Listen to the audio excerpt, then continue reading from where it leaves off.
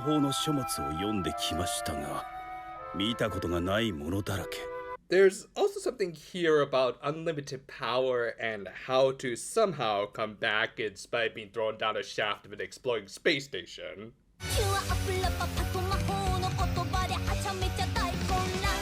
We opened this week with news reports about the events of the previous episode. It was an effective way of reminding us of what happened, as well as highlighting the No Magic World's response to all of this, including CNN's crackpot theories.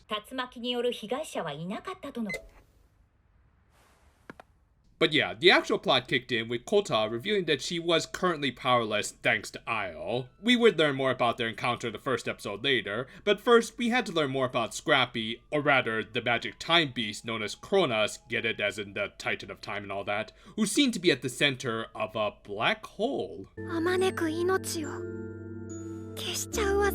So, like, is this thing's foul form going to have a distractingly long-ass chin? Later, they managed to track down Isle's TARDIS, and of course discovered that he was researching the dark arts, and as I hoped, they also brought in Batty. After all, not only is he familiar with dark magic, but he also knows time travel. Though a lot of it was actually unfamiliar to him, implying that they were new studies about this stuff, which would make sense, as the dark arts would always have some sort of quite literal cult following behind it. They also found a wand that they would later confirm belonged to Isle's mother named Erina, while the guy himself turned into one. Yeah, I guess he didn't turn into a parking meter like I thought, though I swear from this angle he did look a lot bigger. Anyway, our biggest takeaways from this would be that Erina was a runaway witch who fell in love with a man from the No Magic World and of course gave birth to Isle. And that was pretty much all we learned about Isle's backstory this week, as most of this episode was more of Liko and Mirai remembering their past, in particular the aftermath of their final battle with Dokurokushi in the OG series,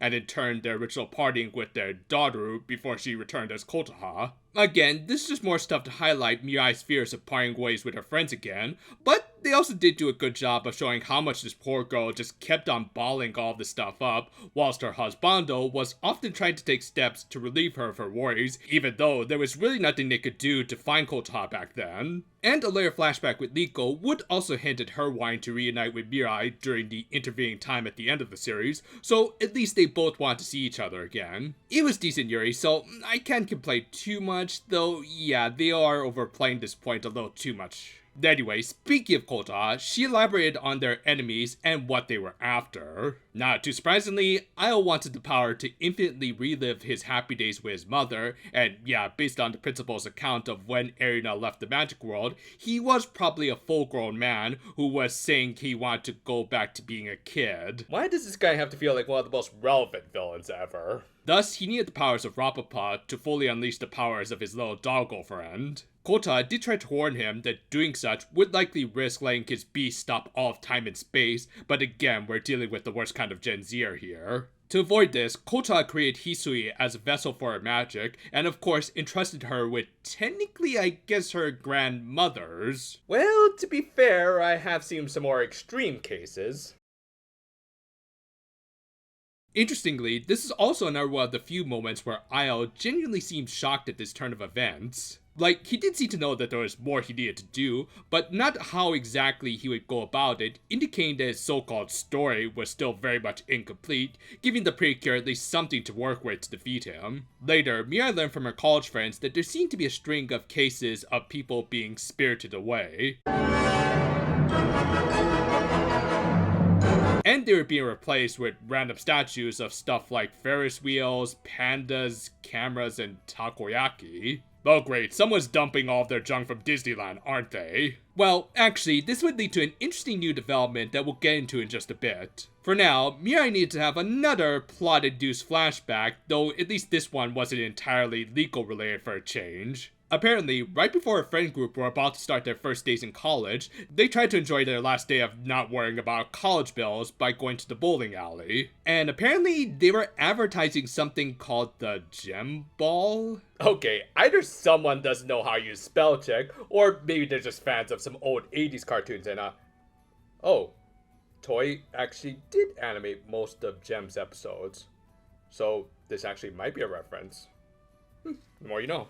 But yeah, while Mirai did end up remembering Liko as usual, the actual main significant point of this flashback was actually surprisingly enough in regards to Sota, one of the minor characters from the original series. Honestly, Katsuki was the only character I could ever remember, but this episode would make him a little more memorable, as Mirai got a vision of him becoming a victim of the week that they were going to save. Though as for why Kronos chose him, well, as it turned out, he was going for people who didn't have too bright a future, and in Sota's case, his dream of becoming a pro soccer player would instead lead him to becoming a mundane corporal white collar. Man, the most tragic part is that he might actually be telling the truth. Like, not to be too negative, but I actually would like if either they left his fate ambiguous, or even better, showed Sota accepting this as his destiny. It's unfortunate, but dreams, especially ones involving sports, often don't work out so well. And the sooner we accept this, the sooner we can cope and maybe even start to work towards a better future. It would time very nicely with Isle's inability to accept his mother's passing,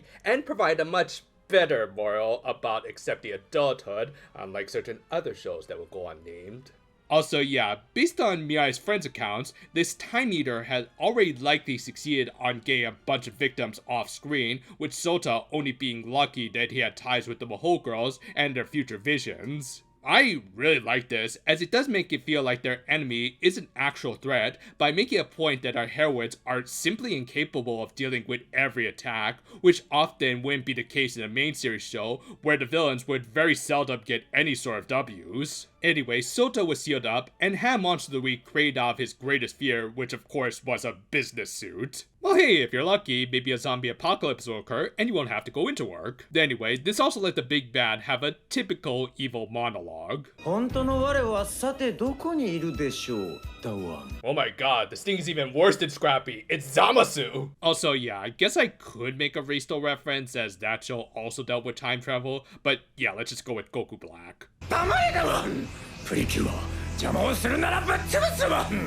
Okay, am I crazy, or did Shicho Miki laugh at the end of that last line? But yeah, sure enough, he was a great manipulator, as not only did he kind of gaslight the Maho girls into thinking that Sota would prefer to just remember the good old days, back when even they were cheering him on, but also suggested that he could reunite them with Hisui. Honestly, all of this great villainy more than made up for the fact that the fight this week was just kinda meh, which was also justified by the Sakuga Fest that we got last week anyway. With that though, a powerless Kota also did get a good moment when she revived both Mirai and Sota with just her words. With that, the Maho girls defeated the greatest of all evils in the embodiment of capitalism, and gave Sota a few pep talks, which again, I'm not sure if things will work out as well as y'all think they will. Later, the principal informed them about what they had discovered about Isle, and how he had sent a messenger to help them, which turned out to be Chikurude, or as I like to call him, Waruchu in a bee suit. And with that, the episode ended with him revealing that he was there on behalf of the principal and the fairy village, as apparently they had discovered where Hisui was. This was a great midway shakeup, with Kronos acting as a very effective replacement for Isle. Sure, his motivations and how he creates monsters of the week is a little more typical Precure villain stuff,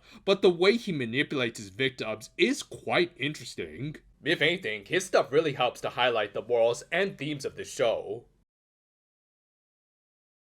Rather cleverly, it seems like the two halves of the series has been split between the Isle and Kronos arcs, with the two villains focusing on the past and future respectively. Isle created Monster of the Week based on objects from his past specifically, while the more chaotic Titan was showing his random victims potential futures for them. The fact he found one of the most realistic quote-unquote bad futures in Sota really highlight the show's themes of dealing with the future. Of course, I do use quotation marks because as depressing as office work can be, it's also not the worst thing that can happen to anyone, and sometimes we just have to deal with this stuff and hope for the better later. For me, Kronos' introduction and the implication that he had already claimed a few victims was the most interesting part of this episode. Though that's not to say that the Maho girls didn't pull their weight too, as we did finally get some good interactions between the original trio. Kota especially got some great moments by essentially saving the day without any magic other than her encouragement. It was good stuff that added to an overall great status quo shakeup episode. While it's hard to say how much time magic Kronos will be able to collect,